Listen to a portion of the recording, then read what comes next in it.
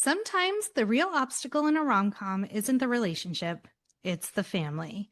This week, we're ranking the most chaotic, intimidating, and unforgettable in-laws in movie history in a game we're calling Monster In-Law Madness.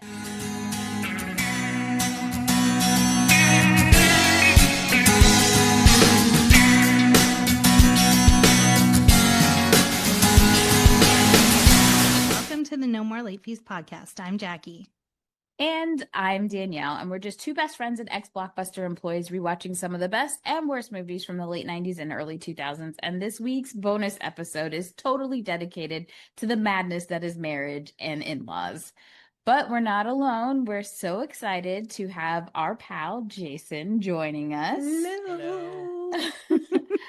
We have been mutuals for a while on TikTok. I always find it funny to use the word mutuals. I never used it ever in life until TikTok started happening. But I think one of the first videos, it's funny because Jackie and I discovered who you were at separate times and didn't realize we were both watching your content. Yeah. But I think one of the first videos that I saw was you calling to get the tow truck. Right. The tow guy. Obviously that's not your whole deal, but tell us like how that started, what you do, and all the good stuff. Yeah, I mean, I'm a wedding planner, and that's kind of what I've been for the last 18 plus years. So I've been a hospitality events person, and a few years ago I started to really like work on my people pleasing. And so I'm in recovery. I'm like a recovering people pleaser, and it is daily work. And so for 5 or 6 years I had like two parking spaces that people would park, and I would end up just like parking on the street and paying my own parking. And then I was finally like, after 5 years, I was like, fuck that. Like, yeah, these are my spots. And so I called the tow truck and had a full meltdown because I've never done that before. And then I just recorded it and posted it, and it got 6 million views, which is insane. And as somebody who's also done content, like where we've actually invested money to make content and it's never done anything, to do like something so silly where I just like posted it and it just started growing, like that was pretty crazy. But then to be recognized and be called the tow guy is kind of crazy because, and then now like, I did a wedding last year that got a lot of visibility too. And so then it started to like merge people. They were like, oh my God, isn't that the guy from the tow videos? And I was like, no, is that my legacy? So now I'm like kind of just, continuing to make videos, but people love it when I tow. I hate it when I tow. We actually haven't had a tow in a while because we finally got signs redone, and I think we started spreading like the energy that we will tow you. And so it's actually made big change. And now my neighbors are towing. Everyone is like kind of like community built. Like we are now protecting our spaces. Yeah. Look at you, so influential in the towing realm. I just think it's crazy that we don't have enough, like when these developers are making these different malls and like even apartment buildings, I think is one of the worst, that they don't make enough room for parking. Yeah, and I'm in Los Angeles, so it's like parking is premium here. And what's interesting is like I always joke about wishing that my parents like own parking lots, so I could be like a little, parking heir. But like it's just crazy because like parking is expensive in LA and it's real estate. And so at the end of the day, like if I'm paying for it, get out of my spot. But it's amazing the entitlement of people. And that is, I think, been the cool thing to see on the content, is that people are just genuinely, I think, also right now wanting justice in the world. Like we'd like to see people get accountability, and we love to see that. So I think that's been the blend of it. But man, it was rough work. And now there's been like, I don't know, over 90 tow videos. And so it's just been a fun journey, but I do love the community that I was able to find through it. So I'm really grateful. I really love awesome. There was a video where you towed a lady, and you went out and you talked to her because she came out while she was getting towed. And then you weren't mean. You're just kind of abrupt with her and just kind of like, this is my spot. But what I really appreciated is you made a follow-up video because you felt bad about because she had said she had a really bad day. And it's one thing to like internally take accountability and be like, okay, I need to work on how I react in certain situations. But then to put that out there for like the world of like, I messed up and I'm owning that. I just thought that was so noble of you. Thank and you. like spreading that is like it's okay to mess up as long as you kind of reflect, learn from it, and grow from it. So Yeah. it was ever since that video, I was like, oh, I just love him so Oh, much. thank you. Well, ironically, she had called my office and left me a voicemail and explained to me that she had a really bad day, and then like she made up this whole story. But then after I made that video, she actually ended up writing a bad review on my company Google. So now on my No. Google, my rating went down to like 4.6. I have one bad rating, and it's from her. Oh Don't She worry, I literally will wrote go this on and thing. write a really good review. I'm not joking. I have like you know how there's different stages for Yeah. Google reviewers. I think I'm at like at five. I've been doing it for a long time, Yeah. so It's so I interesting though. But I am really grateful. And again, at the end of the day, like my content is never to be hateful. yeah, And I just felt like that was important to do just because, it was, I don't like being mad, but I can be mad. And cut to me like literally 3 hours ago on having my road rage situation in LA today. So, I can get heated. So we should all be a little accountable though. We can all say yeah, when we mess up. yeah, but I do think that if you have a gut instinct, I would trust Yeah. it. yeah. Yeah. But Yeah, bottom line, I think we can all be monsters, right? I know I can. Okay, so what are you guys watching on TV? We've been doing this segment lately because we talk so much about nostalgia that we don't get a chance to talk about some of the cool stuff we're watching. Yeah, So, now. Mm. Jason, has there been anything on TV or I'm movies that watching you've The been Pit, watching? The Mm-hmm. Pit, Yes. Hacks. Those are the two shows that keep me going. I'm trying to get back into Euphoria, but I just haven't started yet. Mm. And obviously, it's also interesting because like we're from the generation that I feel like there was a lot of toxicity going on, but we didn't know about it. And now we Yeah. just know too much. So it's like one moment we love a show and then we find out that the lead actor's canceled because they're terrible. And then we're Yeah. like, Yeah. how do we enjoy anything anymore? But I still on the regular watch Friends. Like when I'm feeling down and I need like something to play while I'm folding laundry, I'll just put Friends on and it still gets me every time. The comedy of that still gets me. And I'm watching Hacks, which I really love, and the writing is so smart. And The Pit, I think, is the drama I watch. I don't watch scary shows. I think the world is already scary as it is. I need a little bit of an escape, and so those are kind of what I'm watching. What about you guys? Jackie, what are you watching? I haven't been watching much just because I was traveling and all of that, but I did listen to an audiobook. It was Hillary Burton's autobiography. The one about her cult? No, that's a No, different one. That's the other one. Bethany. Hillary Burton is the Married other to one. Jeffrey Dean Morgan. Yeah. How is I, that one? it was really interesting. I very much enjoyed it. Again, talking about taking accountability, she talked about how at the beginning of the Me Too movement, she kind of because I guess, and I haven't looked up the clip yet, but I guess Ben Affleck groped her on TRL. Yes. Yeah. Oh Yeah. God. So she had that went viral and then Yep. like all the stuff with Mark Schwann. So she had like a lot of stuff come up for her, unfortunately. Yeah, and it's called The Rural Diaries.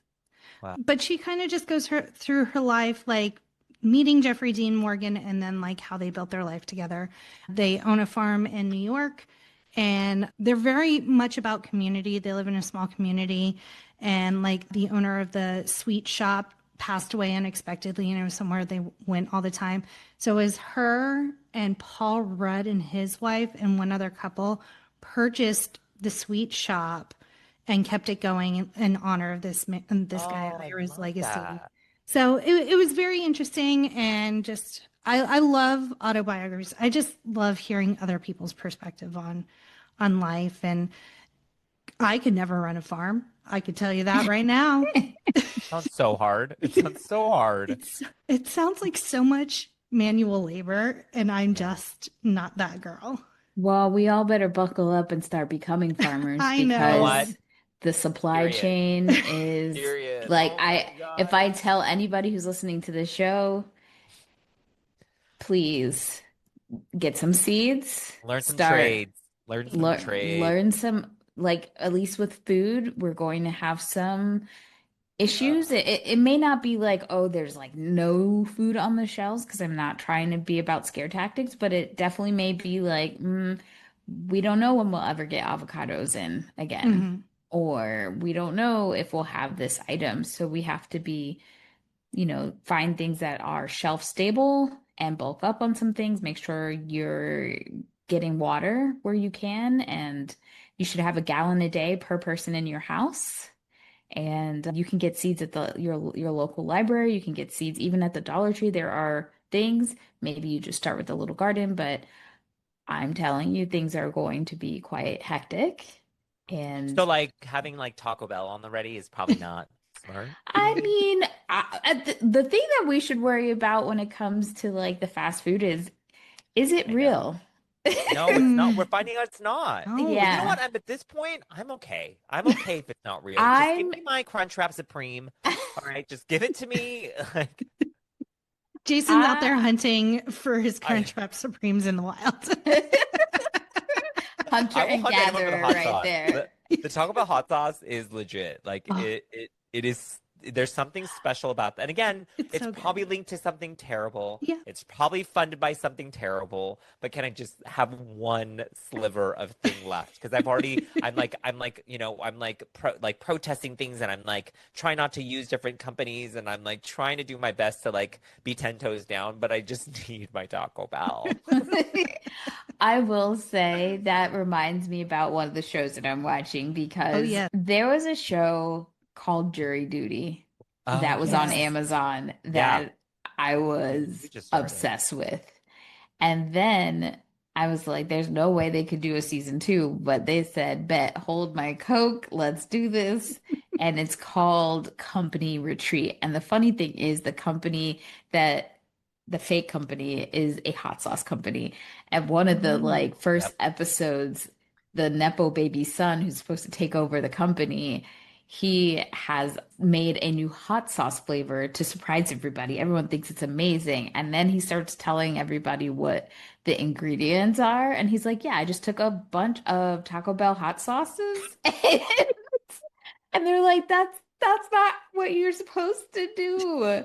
So I highly recommend. It's one of those shows that make me laugh out loud continuously, but it also has a lot of heart considering it's kind of a mix of a reality show slash improv show, I guess you could Mhm. say. So I'm watching that. I finally finished, oh God, what's the Jade show that I've been t telling you about? My first C drama. Oh gosh, hold on. You talked about it. I I What's a couldn't know, tell C you. I know, drama? I know. What's a C drama? It's A a Chinese Chinese drama. drama. Oh, So I'm a big I I've K-drama head, but I have not yeah. watched a C-drama before. Oh, okay. So Pursuit of Jade, I finished it. I want to go back to when I never watched it so I could watch it again. It's so freaking good. And everybody's like telling me on the internet that there's other ones to watch, and I'm like, I can't afford to be sucked into another slippery slide of dramas, but I think I will be. And a new K-drama just dropped. It's on Hulu and Disney Plus, and it has IU in it and the really hot guy. I say this because every K-drama has a really hot guy, but this guy is extremely hot. I just started watching that one and I'm like, oh, this is going to be the business. This is going to be one of my favorites. I could already tell. Nice. It's called The Perfect Crown. So definitely watch out. It's supposed to be like if Korea still had a monarchy, Oh. and I love when they do that because I'm like, yes, who is the crown prince? I love him. Yeah. So anywho, that's what I've been watching. Oh, and I watched You, Me, and Tuscany. I went to see it in the Oh my theater. God, Nice. I heard so many good things about it. I really want to see it. It was super cute. Now, I will say I had to give it some time in the beginning for me because she was doing some real Gen Z shit, and I was like, girl, this is not what we do, but you're also young, so I have to like let you be whimsical and crazy. Yeah. But it was super cute. I did like it a lot. I could even see myself going back to the theater and watching it again. It's what, typical rom-com. All right, now we can get into the game. Okay. So Our game this week is Monster in Law Madness. We are going to rank iconic monster in laws from absolute nightmare, annoying but survivable, and actually redeemable. So we have a list and we'll all work together to kind of rank these in laws. So we have Viola Fields from Monster in Law, Jack Burns from Meet the Parents, Percy Jones from Guess Who, the Stone family from The Family Stone, Daphne Wilder from Because I Said So, the Clearys from Wedding Crashers, and Steve Tobias from The In-Laws. When I was making the list, I was like, I know there's so many more crazy in-laws, but I just like couldn't. And I try to focus on a lot of the movies that were mainly like wedding movies, because then we'd be here all day with just like excluding just like horrible parents, Yeah. in general. So, Any first thoughts, Jason? I mean, anything with Diane Keaton, I'm just like wrapped up in a bow. So I mean, like anything she's in, she's incredible, and she's so good at like playing that. I mean, obviously The Family Stone is one of my most favorite films, and I watch it every year. And now it's like even more poignant, being that we lost the star of that movie. But I don't know. Like I also didn't, to be fair, I didn't watch The In-Laws. I haven't seen The Wedding Crashers in a long time. But I feel like they're all, I mean, I think the way that these are all written is that they're hopefully redeemable. But, a lot of them are annoying and redeemable, I think, right? And terrible and redeemable at the same time, kind of like real in-laws, yeah. And I can say that only because I'm not married, so I don't have any in-laws. But from my professional experience, in-laws are tough. We call them, HWCs, which is handle with cares. Especially MILs, which are mother-in-laws. They can be spirited. So I think the Stone family, look, first of all, on my list of like the worst has to be like Jack Burns from Meet the Parents, because yes, that's true. he was an asshole, like Yeah. honestly and Yeah. truly. I don't know how much is redeemable. But in a lot of these, I blame the spouses or the fiancés. Like in Yes. Meet the Parents, I blame Yeah. his fiance. She did not set him up for success, to say the least. But I think that's like maybe the through line and the truth in a lot of it too. It's hard because you need the support of the actual, the children of the family to Yeah. to support you in whatever the conflict is. I would say Viola would probably be second. She did some heinous things. She She did. tried to kill J-Lo. Okay, but also I had forgotten until I watched it again that technically she roofied her first. JLo roofied Viola first. I thought she just gave her actual pills. No, the actual pills were vitamin Sleeping C. pills. Yeah. I She, thought this is the story I made in my brain.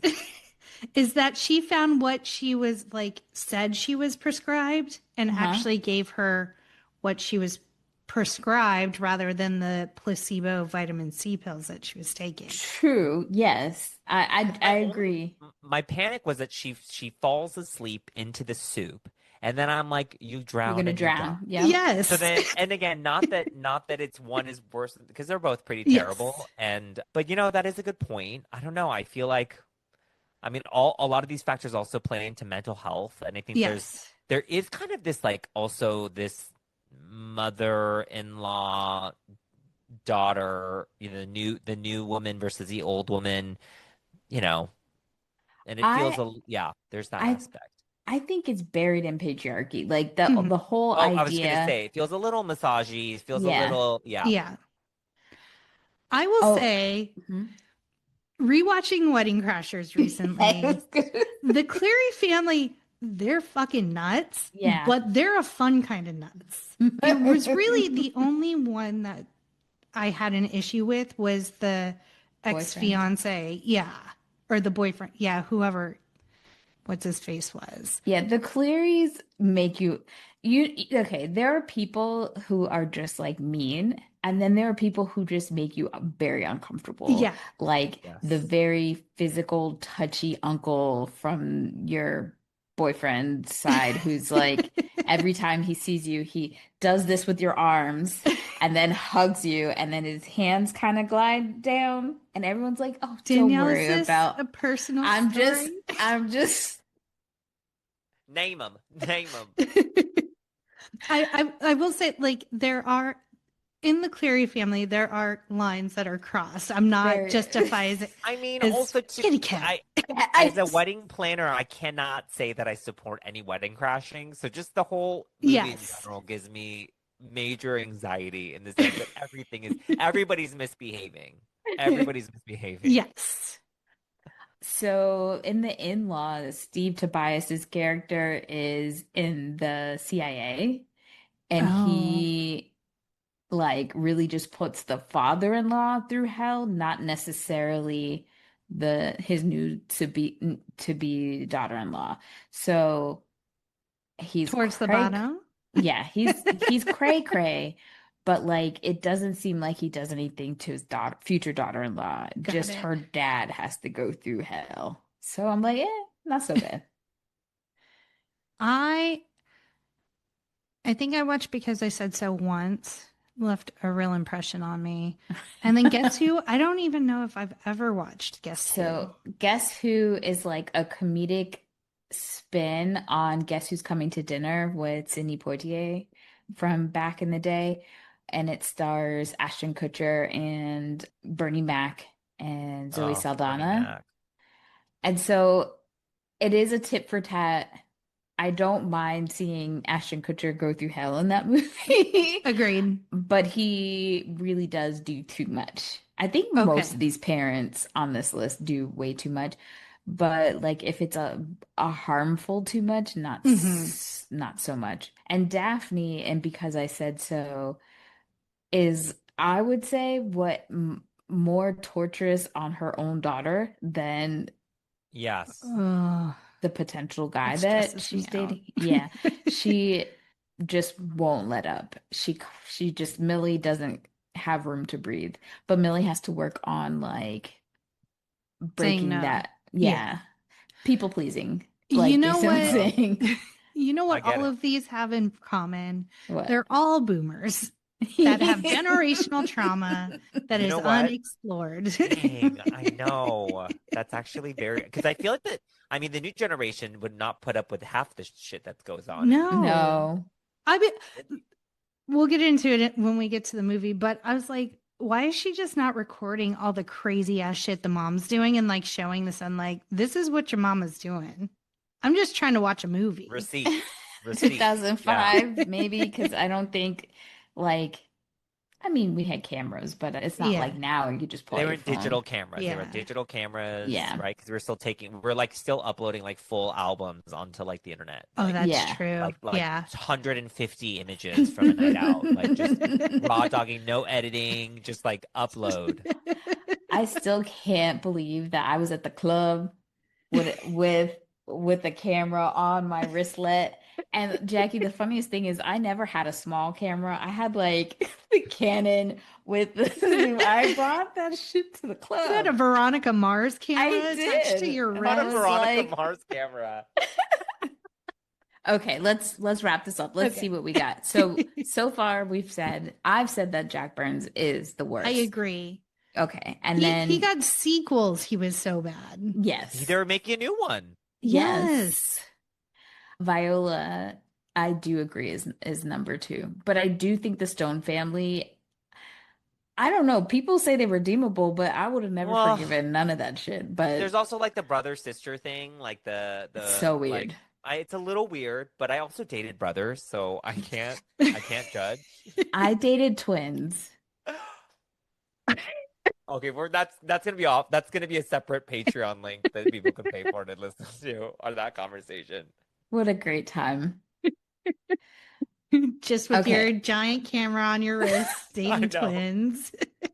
It was before the digital camera era. So, okay. Okay, so we have Percy Jones from Guess Who and Daphne Wilder. So Percy above Daphne, just because it was targeted at the soon to be Yes, son-in-law.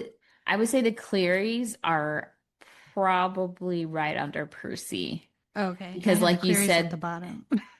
I think they're weird, but I still think it's going to be hard to be in-laws with them. Like just because Yeah. they're not harming you, they like Kitty Cat is trying to throw her kitty cat at you. I don't know if that stops after you get married. And the brother is throwing himself at Vince Right. Vaughn. It's sexual abuse more than anything.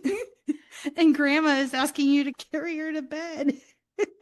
They're all besides the dad and what the oh Rachel gosh, McAdams character. Rachel McAdams Yeah. character, everyone's pretty sexual in that movie.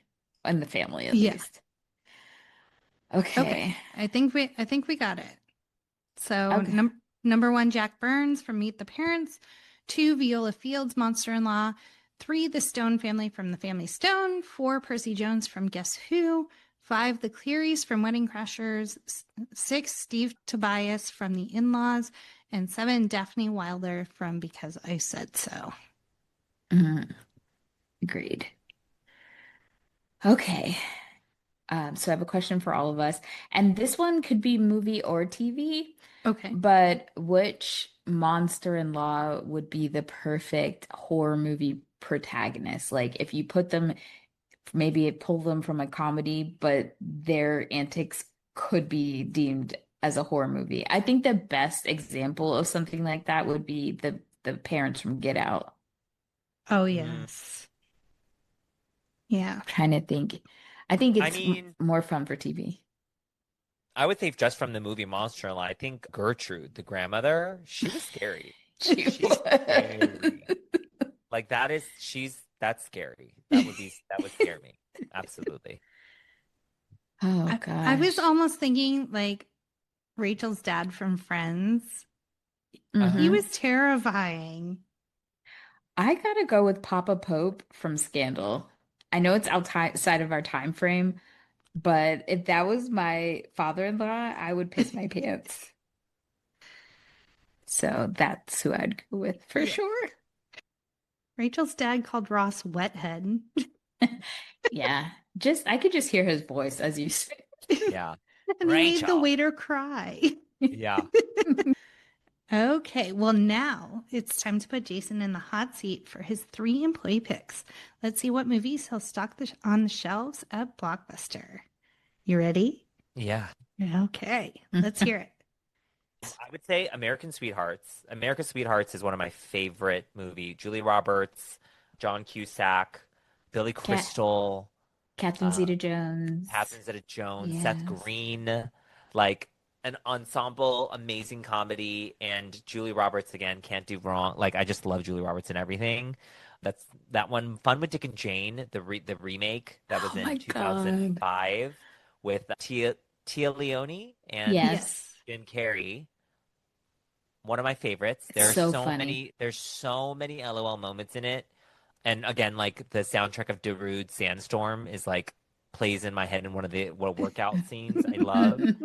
And I mean, for the gays and the girls, I would say the sweetest thing with, Oh, we love that Cameron movie. Diaz, Selma Yes. Blair, shoot, what's Christine Applegate? Ugh, like incredible, which I would recast the love interest. I just never liked him in that Thomas Jane role. is pretty boring, yeah, Such a in that weird, movie. such a weird match, but and then yeah, I think three, but I would also have 2 weeks notice with Sandra Bullock and I love an honorable mention. That one is yeah. I really enjoy. And I quote often because I have cats, so I'll be like, "Look, they're a bobcat twisty pretzel." Yes. Mine are all like rom-com centered because I just love a rom-com. All right, Jason. So why don't you tell everybody where they can find you on social? You can find me at Jason Roars. It's JasonRoars on Instagram, TikTok. I make stupid videos. I'm not sponsored, so if you want to sponsor me, great. But yeah, I just make content. I use my Instagram as like my personal journal, so you'll see a lot of work stuff and you'll see a lot of silly, stupid stuff. And then I make very unique TikToks where I'm just eating or towing cars. But yeah, that's so you can find me on Instagram and TikTok and the dating apps. Here in the LA area. Yeah. Or visiting, whatever. Yes. And you can find us at No More Late Fees on TikTok, Instagram, Twitter, Facebook, YouTube, Threads, all the places. And Joy. next week, as we kick off another Mayhem month with Joshua Jackson, and our first movie will be The Skulls. And as always, be kind and rewind.